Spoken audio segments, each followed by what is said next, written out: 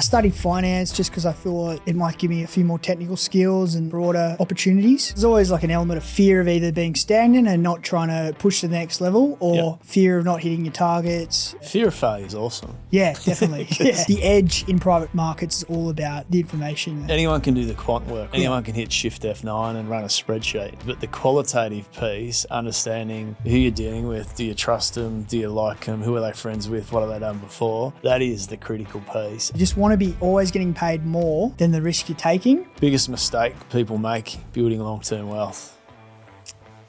Oh.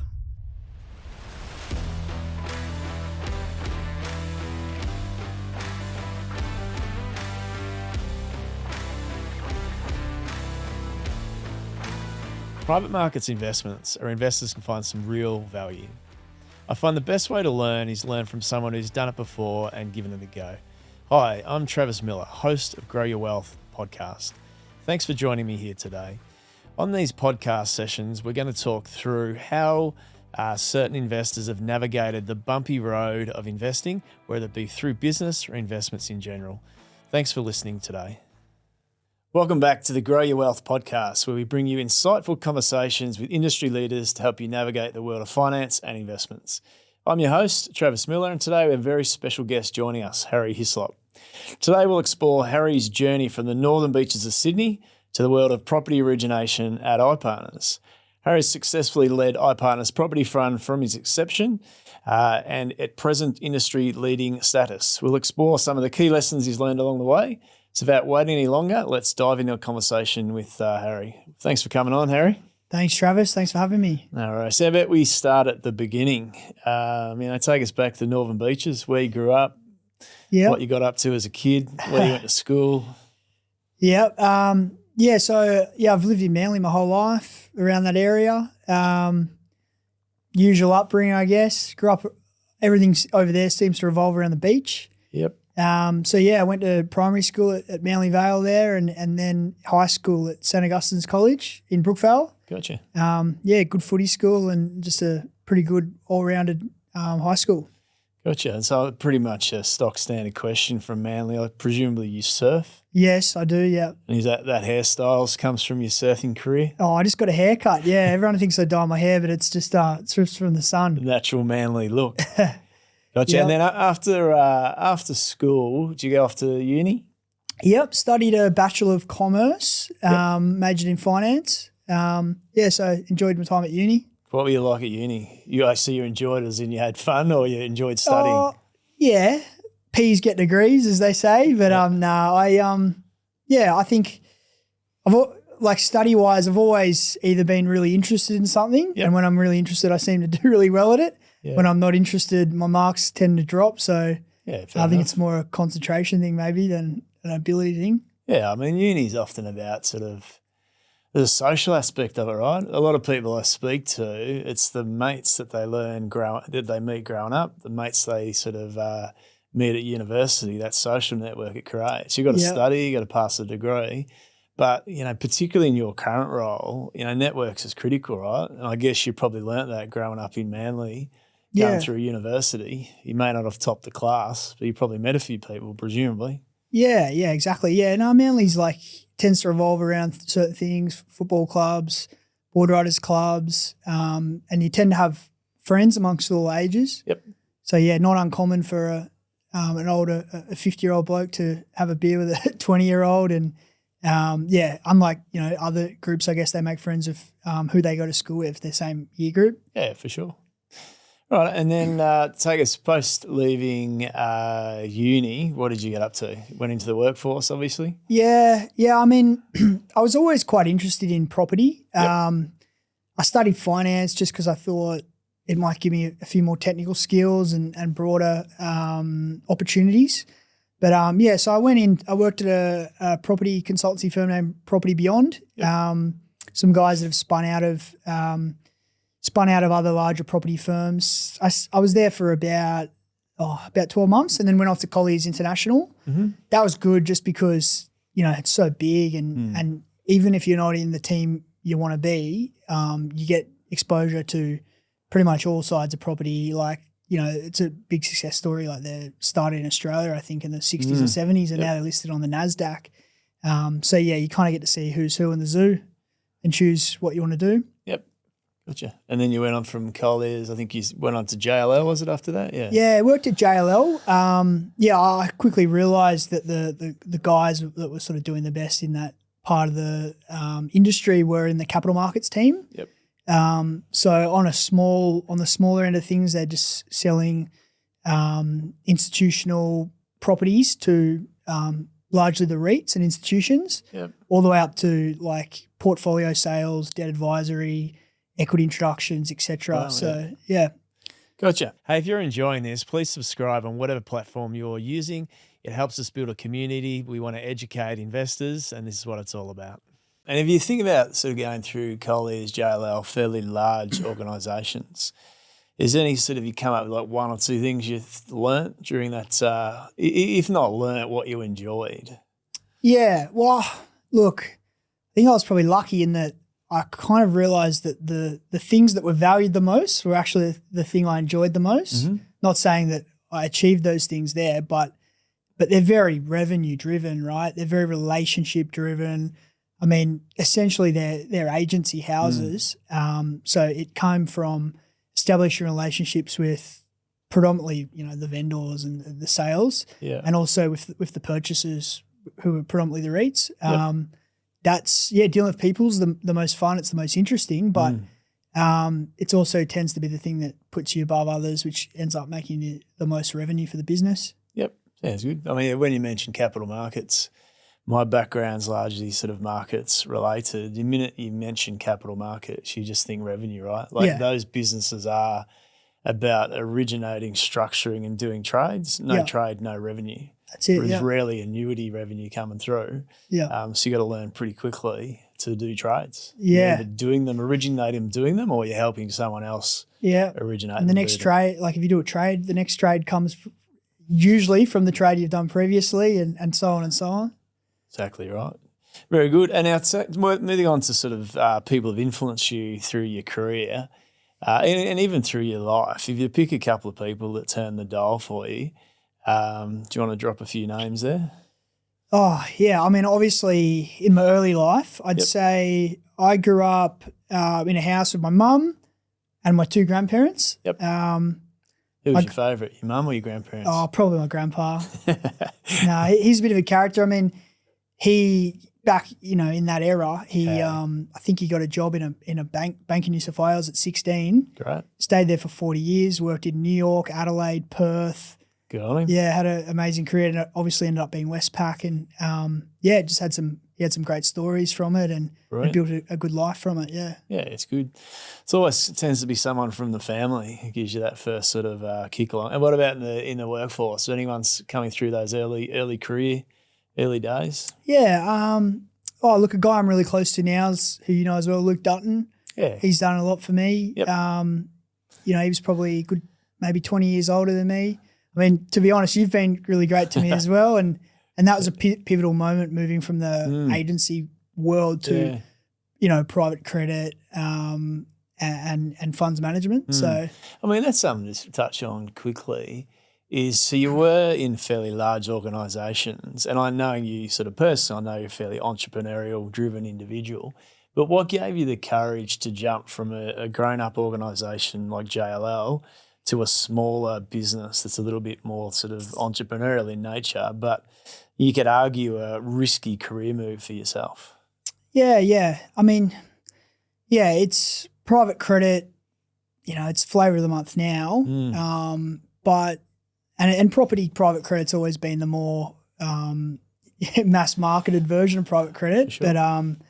But yeah, back, sort of 3 years ago, wasn't as many players. I think, being a younger guy, in my 30s, you do need to find a different offering, a different asset class, a more entrepreneurial asset class to sort of stand out. Capital markets and servicing the REITs is a pretty well-trodden path. Yep. And there's no shortage of people trying to get those appointments there. So, I just want to do something different, something that would give me an opportunity. It's I guess it's sort of paid off because able to grow with thy partners, grow with private credit, still something that's really going through rapid change in the market. Yeah. And if you look at the players in private credit, there's no like one type of person. Someone's maybe an ex-mortgage broker, an ex-banker, an ex-investment banker, an ex-property developer. So everyone sort of puts their own touch on it.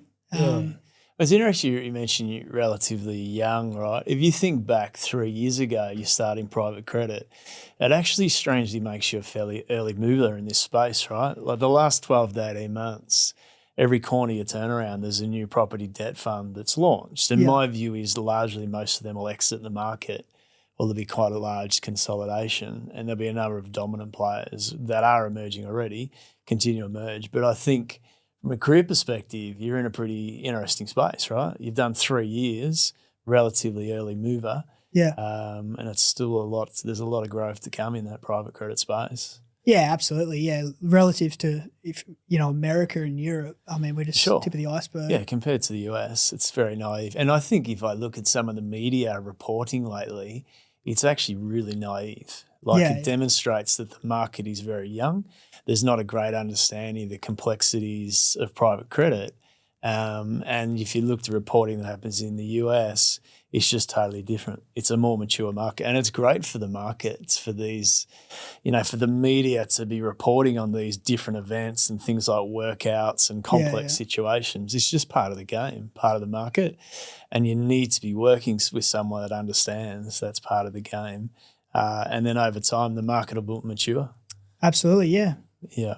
What about some pivotal moments? So you've talked about a couple of people that influenced you, or is it a day you woke up and did something, or a week or a month? What's anything that changed your life? Oh, there's always a few sliding door moments. I think, when I was at Colliers, I used to work sort of more within a group of sort of older guys, and one day I sort of spun off my own and got a pretty big appointment representing a pretty big tenant. So that gave me a lot of confidence as well. Walked into One Martin Place, did the pitch myself, got the appointment. That was good. And on that front, what gave you the confidence to do that? Did you just wake up and say, I'm going to have a crack, or did someone at work say, give you a free rein to run at it?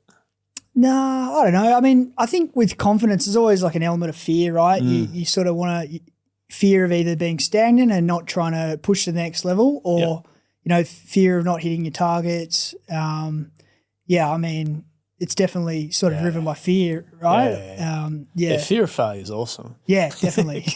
Depends. People are motivated by different things, right? But, fear of not hitting your targets, not performing, not generating revenue, all of that is amazingly motivating. Yeah, and then I remember at iPartners starting off, we did a pretty good deal. That was probably the first deal I did at Merewether. Yeah. Invested in equity in a pub there. Yeah. That's gone well. So a few different deals that we've done that have paid off. That's great. Hey guys, I hope you're enjoying this episode. If you want to learn more about alternative assets, there's a book here you can read, How You Grow Your Wealth with Alternative Assets. Now back to the episode. Now, what about what drives you in business? Like, what motivates you to get up and running?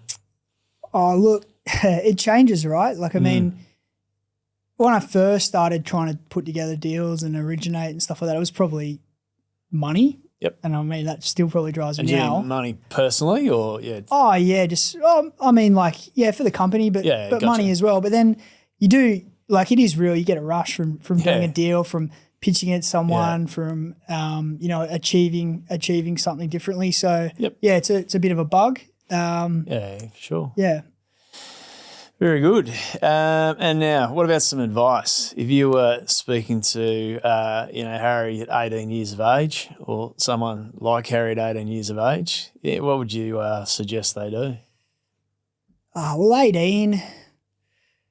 I mean, I think it is important to sort of, get an education and really sort of build up your brain before you build your pocket. Probably more, I think the hardest part is probably when you're sort of in your 20s and you're going into your early days of working. Yep. I think just find the right people to surround yourself with. Like, even if they're not sitting down and teaching you everything methodically, they'll just rub off on you. Yeah. But on the flip side, don't just rest on your laurels and run off those people for too long. You need to eventually sort of go out and try and make an impact yourself. Yeah. And so take a few educated risks, I guess, on having a crack at something, whether it's pitching a big client or trying to pull off some sort of trade or deal. Yeah, I mean, that's the key is to everyone's different, right? So you can learn something from everyone, and so you don't want to get too tied to a certain view or a group of people. You can learn lots of different things from others. Yeah. What about bumps in the road? Some examples when things are going wrong. Oh, look, in the early days, we're lending out to money to groups, and we were still trying to raise capital at the time. So I wouldn't say it was bumps because we always got there in the end, but we're a syndication house trying to syndicate capital on behalf of developers. There's pretty big consequences if cash isn't delivered through the door then.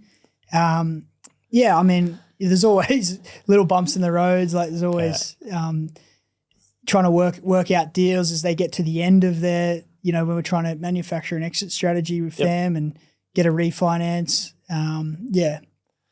Gotcha. Yeah, I mean that's the stress that can get created. But early in a business model, you want to do what you say you're going to do, right? Like someone who's coming to you, it might be a broker or a developer. They need the money to run their business, finish a project, and if you tell them you can get those funds, then you got to get it, right? Like that's important. Yeah. You're providing a solution to a developer, and that's that fear of failure thing at times. Yeah. Sometimes in a capital raising business, you don't have the capital.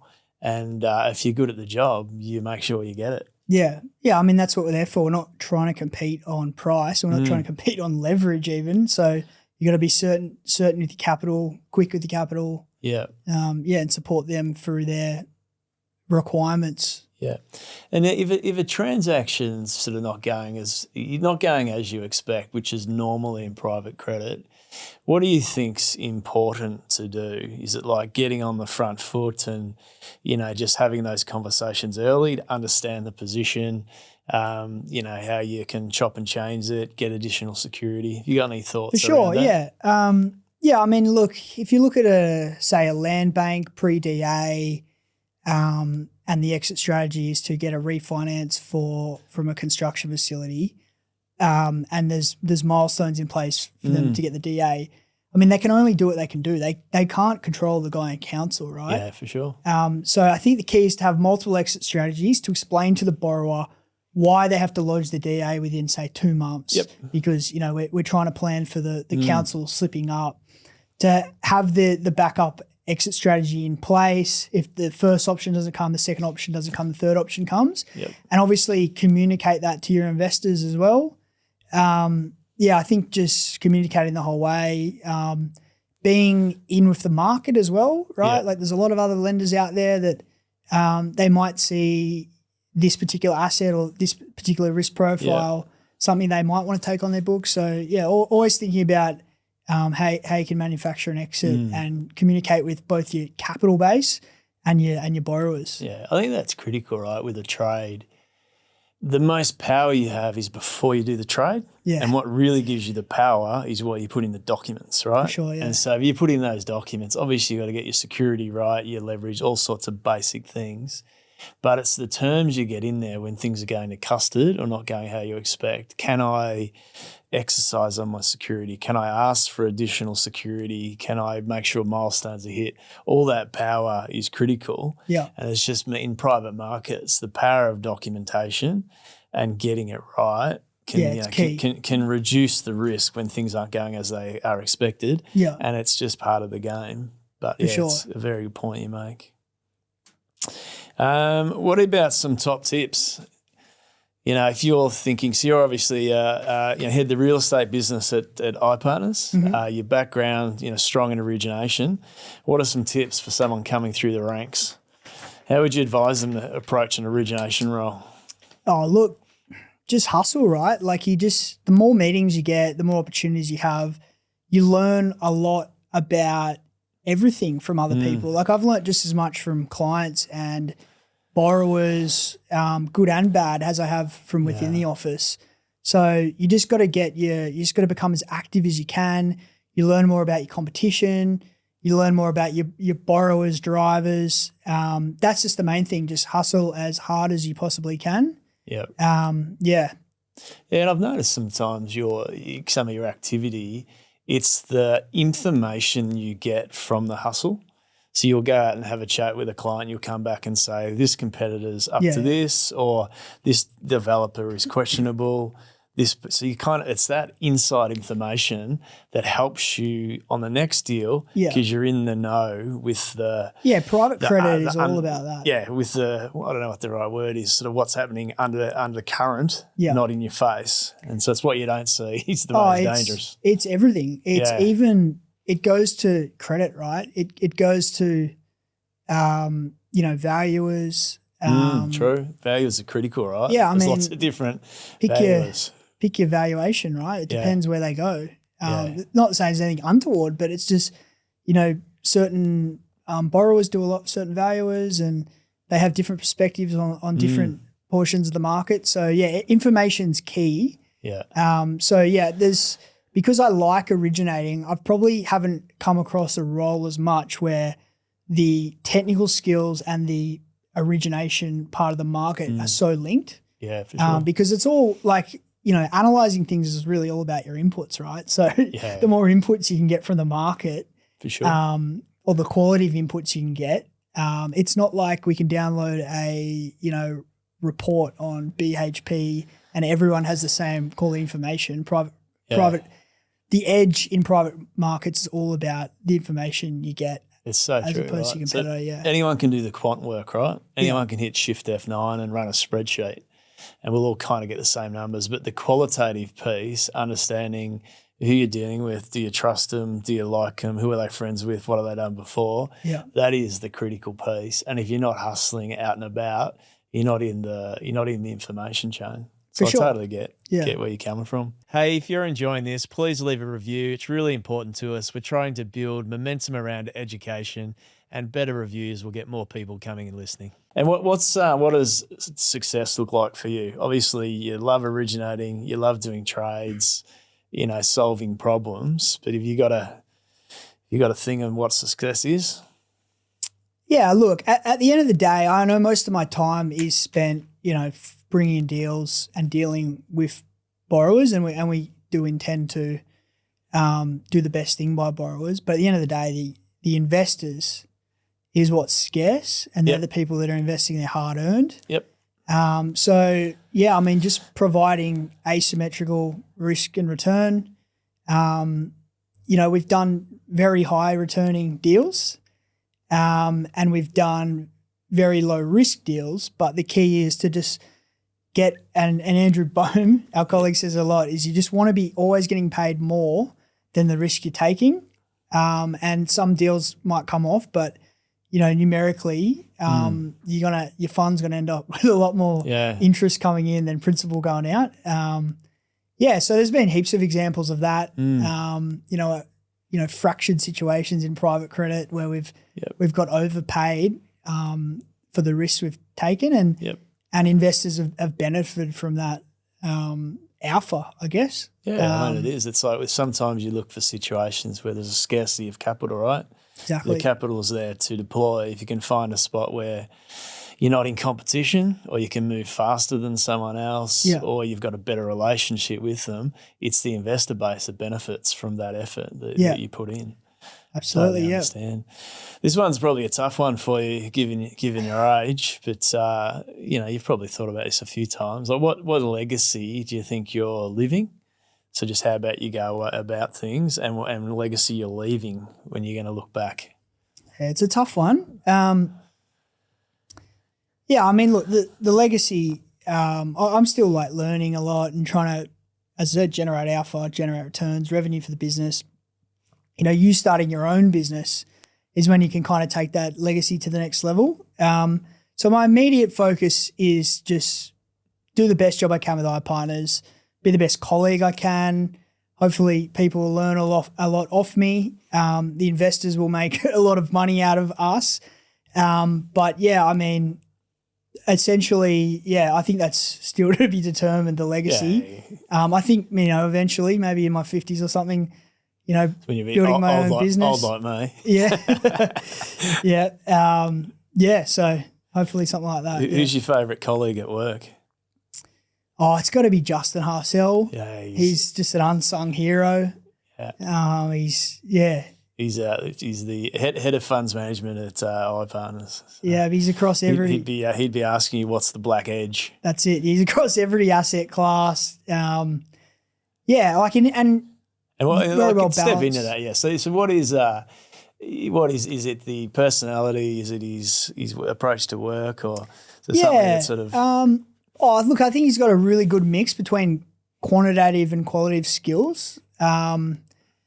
He's very selfless as well. Like he'll take hits for you if need be. He's just super hard worker. Like first to get in, last to leave. But he's like, ironically, he'd be the first to say he's not a clock watcher. He's very, he's just he has a real growth mindset, not just at work, but just like in general. Like he'll run to work, do work, last to leave, and then he'll run home and then do 40Ks on the weekend. It just makes it fun as well. Like he's not just driven by like work, he's driven by, balance. Yeah, and competing so. Yeah, it's brilliant. Okay, a couple of getting to the back end of it. Quick round, quick fire questions. Yeah. What was your first job? First job, it's got to be close to my best. It was working as a lifeguard for Manly Council back when Manly Council existed. So like pretty much all my mates sitting on Manly Beach. Stuff Did you get paid for that? Yeah, professional lifeguard, yeah. Wow. Yeah, stuff can get serious real quick, but I was just a casual. I was at uni, so I tended to get pretty lucky. I didn't have anything hard happen. You're one of those blokes that put the little hat on and sat there all day. Pretty much, yeah. Some guys would do 5 shifts in total and they'd have, 5 serious incidents. Yeah. I didn't have anything happen. That's the stereotypical Manly job, right? Yeah. Piece of advice for your younger self. We sort of touched on this earlier, but piece of advice for your younger self? Just push yourself. At the end of the day, like if you can win a deal and bring in revenue. Yeah, generating revenue. But if you haven't done that type of trade previously, you're sort of solving a problem and then you're delivering a sort of an outcome. That's it. I know that's sort of what you're angling at. Yeah. Fair enough. Motivates you most as a person? Motivates me. Oh, look, I think just trying to get to a position where I have freedom, right? Like not working for work's sake. I think I'll never be one of those people who retire, but I don't want to be one of those people that has to go to work just to, pay a bill. You want to do it just because you like it. Yeah. Okay. Tips for driving long-term wealth. Oh, I think you told me once. What was it? Lever up. Take some calculated risks. That's it. Yeah, I mean, when you are younger, right? It's about time frames. If you're in your 20s, you have the longest period of time to make recover from a bad decision. When you're 50, 60, 70 years of age, you got less time, right? Yeah. So if you are to lever, I'd be thinking of doing it in the early years. Yeah, which is probably where that advice came from. Yeah, right? I think it was tongue in cheek, but look at real estate, for example, right? Like it's similar returns to stocks, but on a levered basis, and you have the ability to lever so much with, the way banks are so reliant on property. That's what leads to all these people, sitting on gold mines in their family home. So I mean, you're sitting at the front line of it, right? You're speaking to property developers, people that own sort of large property portfolios. So I guess you've got a little bit of inside run of what the back end of it can look like if they get it right. Yeah. But they can also get it wrong, right? For sure. There's plenty of property developers. The reason it goes wrong is normally leverage, right? They've stretched themselves too far and they just can't get out cash of the flow. hole. Yeah. I mean, if you're super levered, but you can fund your way through it, cash flow your way through it. But when you have the cash flow and you got to sell at the worst time, I've seen that's when things go wrong. Yeah. Exactly right. Biggest mistake people make building long-term wealth? Oh, levering up. No.